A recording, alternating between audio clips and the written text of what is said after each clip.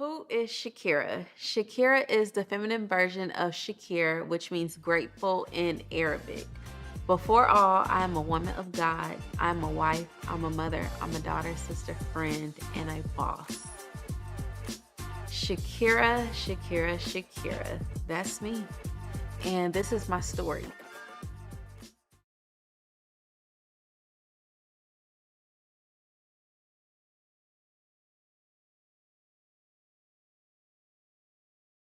In 2018, I put on the vision board a ring. I put a ring on that vision board, and I still had a vision board. I can show y'all. This is not for play. This is my real life. I was like, okay, I did that.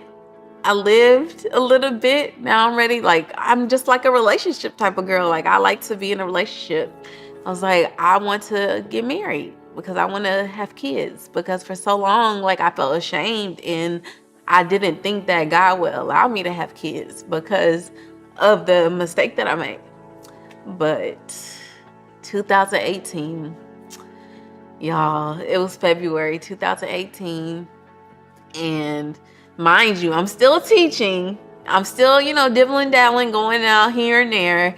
I had a homegirl at the time. She invited me to come out, and I'm like, I don't know. I gotta be teaching in the morning. Like, this probably ain't the best for my mental or for me to be able to wake up in the morning. But nonetheless, I ended up going out with her that night, and that's when my life changed forever, for real.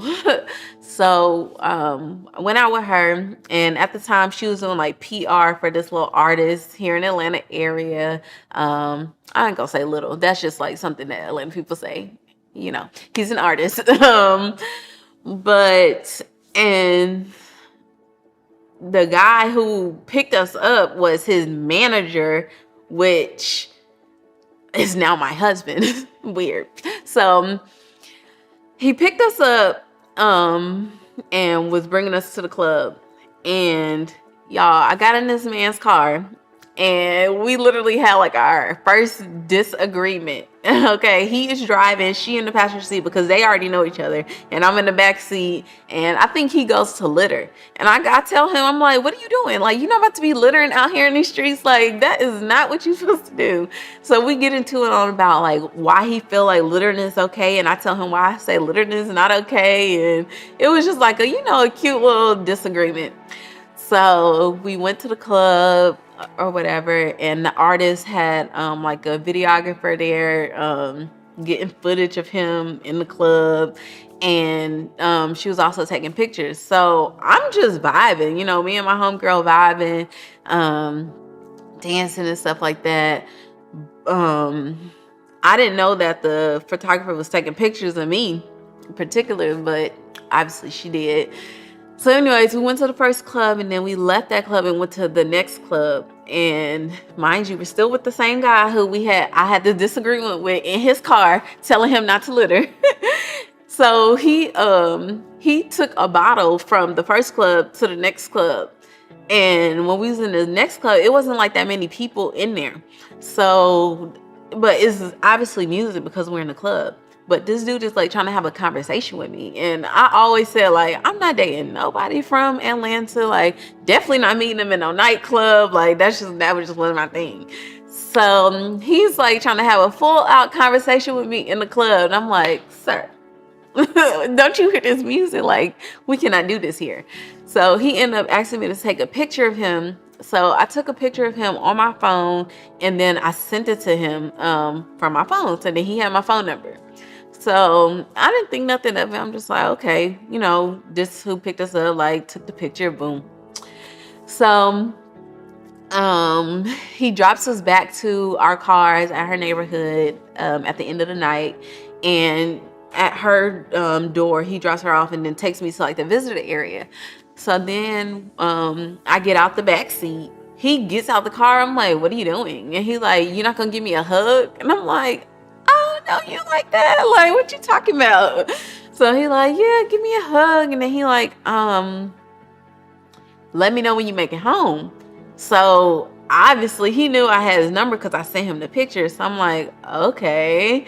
So I go to my car and everything, and I head home, and I let him know I made it home. I did text him and let him know I made it home, but I wasn't thinking nothing of it again. So that was the end of the night. The next morning, y'all, this guy sends me the devotion for the day. So his big thing was Joel Osteen. Like, he sent me that, and mine is the Bible app. And I would send that to my group of people, like my friends. So when he sent that to me, I'm like, he's sending me the word. Like, I'm the one that sent out the word, you know, in my community or whatever. So I was like, that's crazy. Like, that's really weird. So from that, I had told him that we was just like kind of texting back and forth, and it was up from there. We were inseparable. And this guy is Shakera Brinson, my husband. And y'all, literally from February 2018, minus a few trips that we probably took solo in between, we were inseparable. Like, we spent every single day together. Man, we have so many memories together. Like, I'm so glad that we lived our life the way that we did. We live our life out loud. We take pictures, we take videos, because I have so many memories of us, and just from that time, like, it was like nonstop. Like, every day he like, what you doing? Like, I want to see you. Like, we linking up, like, every day, like, we having dinner together. Like, it was just nonstop. Mind you, this is February. So April comes, and mind you, I'm a teacher. So I'm like, well, spring break is coming, you know, I might take a trip, yada, yada, yada. But he's like, oh, well, I'm actually taking a trip to Miami at the end of the month. You should come with me. So I'm like, okay, well, then maybe I just won't take the trip here, and I'll go to Miami with him at the end of the month. So I will never forget the day. It's 420. We went to Miami for the weekend, and that was like our first trip together. It was a vacation or whatever. And he kind of like introduced me to his world and his friends. And that's where my brother and my sister are now, George and Rosa. And y'all, we had a grand time. It was a great weekend. It was when we first made it like official. So from February, we had been spending all that time together, but in April in Miami, that's when he asked me to be his girlfriend. And yeah, that's when we made it official. And that wasn't the only thing that we made official, okay? Y'all, we had a great weekend down there. 1942 shots and all that kind of stuff. And then I come back, and May is wrapping up the school year. And y'all, I just felt so tired the last week of school. And we have field day the last week of school as well. So I'm like, these kids are running me tired. Like, BB next door, come over here and wash my kids for me so I can take a nap. Like, I'm exhausted. So, y'all, it was not because of field day why I was exhausted. Y'all, I found out I was pregnant the freaking last week of school of teaching. So I'm like, BB, I'm tired. Can you come over here and watch my kids while I take a nap? Woo, thank God I'm not in the school system no more. Y'all, I was not sleeping with my kids. But anyways, she came over. She was like, yeah, you seem really just off. Like, you not really ever this tired. So y'all, I was texting him at work. I was like, yeah, today's been a day. I'm exhausted. I was like, I don't know. We might need to take a test. So that evening, like, he came home, well, to his house with the pregnancy test and some flowers. And y'all, we took the test, and I was pregnant. And it was like, it was a weird feeling. It was definitely weird because, like I said, I felt like God wasn't going to allow me to get pregnant ever again because of the mistake I made. And then I felt like I just met this dude. Like, what the heck? Like, how am I pregnant? And then it was just like also a good feeling because our connection was so strong. So the first person I told obviously was my mom. Like, I called her and I was like, I got something to tell you. I'm like, she shouldn't be disappointed. This time I'm older, I'm more established. Like, this is a different situation. So, yeah, like, he was so excited, like, because we are 10 years apart. So he was like the only one out of all his friends who had waited into his 30s to start having kids. Like, he hadn't had any kids up until that point. So he was actually really excited. And it was just it from there. That's when I was pregnant with Sincere. That's how Sincere came along. Miami, 420. Good baby too. He's really here. So he officially came January 21st. January 20th, 11/23. Just missed the cut. You came on time, just like I am. Moving on, y'all. It's been a journey. So the day that I went to the doctor to like confirm it and to get like the first ultrasound, I think I was like 8 weeks pregnant at that point. So when we left the hospital, not the hospital, we left the doctor and we were going about our day. I think we were like gonna go to the park and walk or something, or go out to eat or something like that. But y'all, we got in an accident. A truck hit us from behind. The same day that I went to the doctor, found out I'm pregnant, we get into an accident. And he's driving my car and I'm like, if it's not one thing, it's another. So thankfully, we weren't hurt like super bad or anything like that. But it was a hit from behind, so the guy was at fault.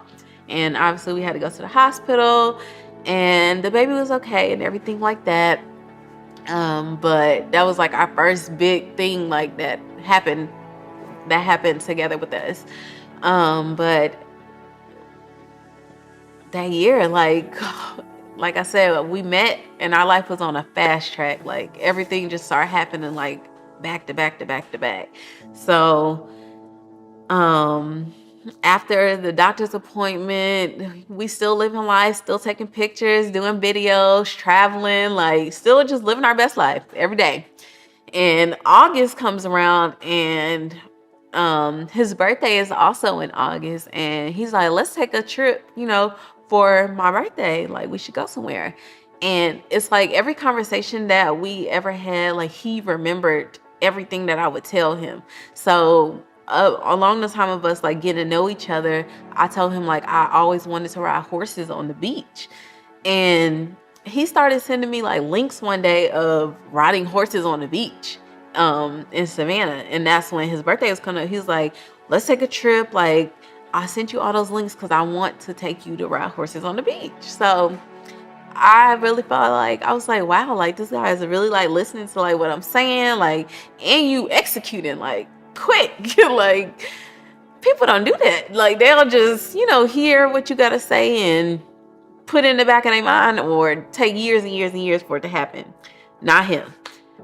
He was a man with a plan. He knew what he wanted and he was locked in. So we took the trip for his birthday, and y'all, we went to Savannah and we rode horses on the beach, which was such a beautiful experience. And the day that we were about to leave the beach, he's like, let's go walk on the beach for a little bit. Since we're about to leave, it's our last day. And y'all, this man proposes. And I'm like, what in the world? Like, I never had like imagined in my head like what my proposal would look like. But it was just me and him there. So he proposed. He was like, I found some seashells while I was walking, and then he like showed me the ring. Like, it was one of those. It was the sweetest thing ever. But yes, he proposed. So our engagement anniversary is the same day as his birthday, August 6th. And like I said, fast track. Things just moving. I'm pregnant. Now he's proposing. So now we're engaged. And we came back home, still together, meeting up every day, and, living our best life. And by the end of the year, he's like, okay, what are we doing? Like, our child is going to be here in January. We got 2 houses because that was the thing. I came with all my stuff. He came correct with all his stuff.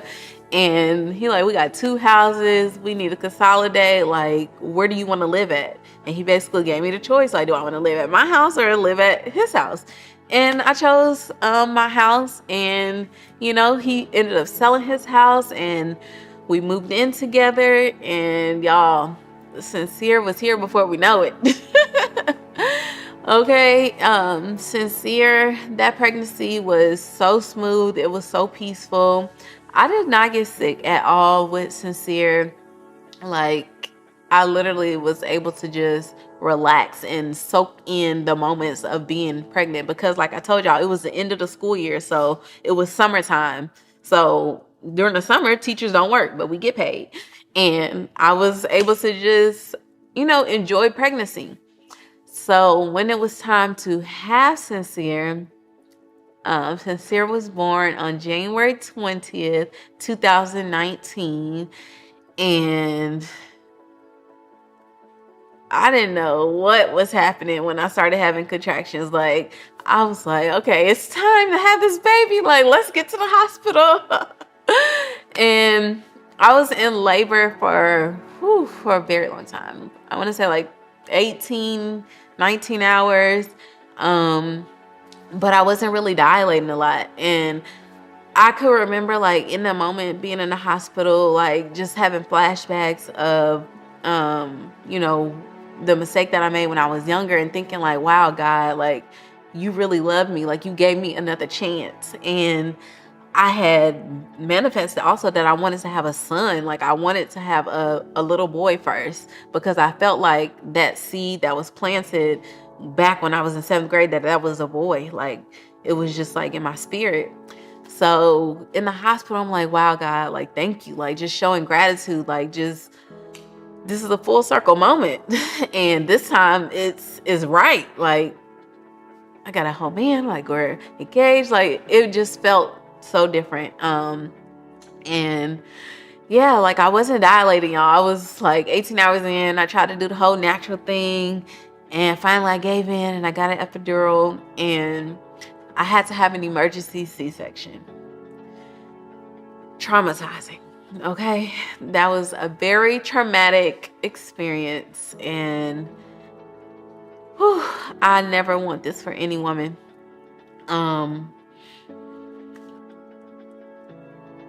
I remember the doctors coming in and telling my husband, like threw him the gown and stuff, like, here, hurry up and change, like, we got to get her out of here to have an emergency C-section. It like all happened so fast. It was like a just trickle down effect. So as they threw him the stuff, like, he's trying to change and get into it, and they're rushing me out to get to the surgery room. So I remember him, like, you know, behind me or trying to keep up, like, as he's changing and stuff, and they just rolling me out so fast and put me in this room. And I remember getting in the room and I'm like, where's my husband? Like, he's not here. Like, they had closed the door and he didn't make it in time. So I'm like freaking out. I'm like, this is not how I imagined, like, giving birth. Like, this, what is going on? Like, I was very scared. And I remember the doctor, like, touched me with the needle or something, and I could feel it. I could feel the cut. And I was like, ouch. Like, and they were like, she can feel it. And then I just remember them putting the mask over my face and, like, I was asleep. And I woke up and my mom was sitting here and Sahara was standing here and my 2 friends at the time were there. And it was just like, I don't know what just happened, but there was no more baby in me. So I'm like, where's my baby? Where's my baby? And Sahara, my husband, he was able to see Sincere first. He was able to be there in the nursery with him, and they rolled him over to whatever you call the room you like go after a C-section. They rolled him over there, and I was able to hold him for the first time. And I just remember, again, just, y'all, gratitude. Gratitude is so important. Like, no matter what you've done in life, no matter how much you have, like, just never stop showing gratitude, because when God sees that you appreciate the things that he do for you, like he's going to continue to bless you with more. And I was like, thank you, God. Like, this is amazing. My baby's here. Like, we did it. Like, I really have a child. Even to this day, I'll be looking at my kids like, wow, girl, you got 2 kids. But it was a very traumatic experience. But once I got to hold him, I just felt so at peace. And like, I finally got a piece of me that had been missing for so long. And me and my husband, we like looked at each other and I was like, babe, we did it. Like, I love you so much. And that was Sincere's birth. And every single day I was able to be with my son. Like, my husband was like, you don't have to work. Like, I want you to be a mom. Like, that's your job. And he wanted me to just make sure like our child was taken care of. And he was like, he knew the goals and stuff that I had and the stuff that I wanted to work on. So he was like, I want you to just focus on you. Like, do what you want to do. A man is a provider, and that's what I am. And that's what he told me. So I was able to be with Sincere every single day of his life. Whew. I had very, very hard days. Very, very hard days. But there was nothing like being able to see every milestone and be there for every milestone versus like a teacher or a babysitter or someone telling you like, this is what your child did today. I got to experience it firsthand. Whew. The little boy is 3 now, going on 13, but that is my sunshine. And when Sincere was born, that's when Life is So Sincere, the brand, was born. And for anybody who's a mom out there, I know y'all feel me. Like, when you have kids, like, you go through, it's like a rebirth. Like, you get this spark inside of you to just want to do more. And that's when I feel like I'm really about to live out God's mission for my life. Like, purpose has came, like it has arrived. It's like a enlightening moment. And like I said, that's when Life is So Sincere brand was born. And I started blogging. I started sharing more of my life on social media. Because I had already been on social media for some years and just sharing, things that I would do. But as I started sharing more just as a mom and the things that I was experiencing. And postpartum depression is so real. It's so real. And postpartum looks different for everyone. It doesn't mean all this time that, I want to kill myself. That's not what postpartum depression means. Like, you can experience different things. And for me, like, I was so happy. It was like I was so high on life, but it was so fast. Like, so much was happening so quick. Like, I got pregnant, got engaged, we moved in together, we're about to get married. Like, so much was happening. Like, my life was changing right before my eyes. So it was just like me having to constantly remind myself, like, God's timing, like, just be grateful, just show gratitude.